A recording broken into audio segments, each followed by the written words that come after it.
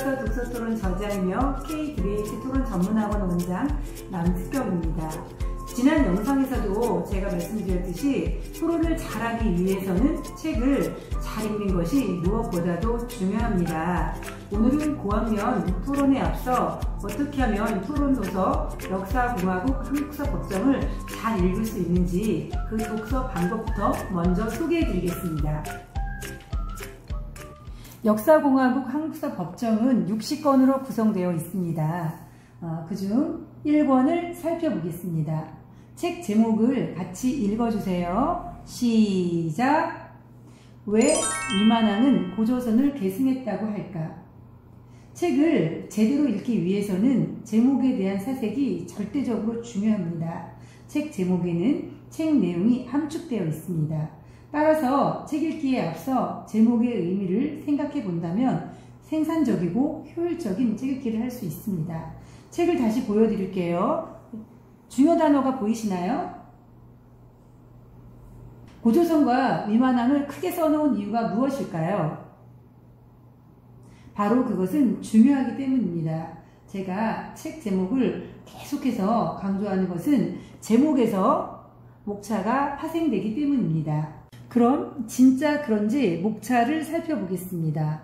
한국사법정은 이름에서 알 수 있듯이 과거 역사 속 라이벌들이 법정에서 재판을 벌이는 형식으로 구성되어 있는데요. 현재 우리나라가 3심제를 원칙적으로 채택하고 있기 때문에 대목차가 3개입니다. 조금 전에 중요 단어가 위만왕, 고조선이라고 말씀드렸죠. 대목차 3개를 보시면 위만과 고조선이 모두 들어가 있는 것을 알 수 있습니다. 같이 볼게요. 재판 첫째 날 고조선은 어떤 나라였을까? 재판 둘째 날 위만조선은 어떤 나라였을까? 재판 셋째 날 위만조선이 세워진 후 고조선은 발전했을까? 이처럼 책 제목의 중요 단어는 목차로 이어집니다. 따라서 책을 읽기 전에 제목의 중요 단어인 고조선과 위만왕의 정의를 아이가 모른다면 어머니께서 설명해 주시거나 스스로 찾게 하는 것도 좋습니다. 이렇게 하면 대목자를 외우는 것이 쉽습니다. 따라서 대목차를 암기하는 것은 책 읽기의 중요한 항목입니다. 그러나 책 제목으로 목차에 대한 이해를 높였다고 해서 바로 본문 읽기를 시작하면 안 됩니다. 책 제목에서 알 수 있듯이 이 책은 재판 형식으로 구성되어 있습니다. 따라서 이 책의 특성상 등장인물과 미리 알아두기, 원고의 소장도 꼼꼼히 살펴봐야 합니다. 등장인물을 보시면 원고와 피고 그리고 변호인, 증인들이 등장합니다. 이 부분을 보고 토론할 때 누구의 입장에서 토론을 펼치면 좋을지 미리 생각해 볼 수 있습니다. 다음은 미리 알아두기가 있습니다. 미리 알아두기를 읽을 때에는 교과서의 내용과 비교하며 읽어도 좋습니다. 한국사법정은 역사적 사건을 토대로 법정에서 재판을 벌이는 형식으로 구성되어 있기 때문에 원고의 소장도 들어 있습니다. 따라서 원고가 무엇이 억울해서 소장을 제출했는지 살펴본다면 본문에서 원고가 펼치는 주장에 귀를 기울일 수 있습니다. 이 과정이 끝나고 나면 이제 본문 읽기를 시작하면 됩니다.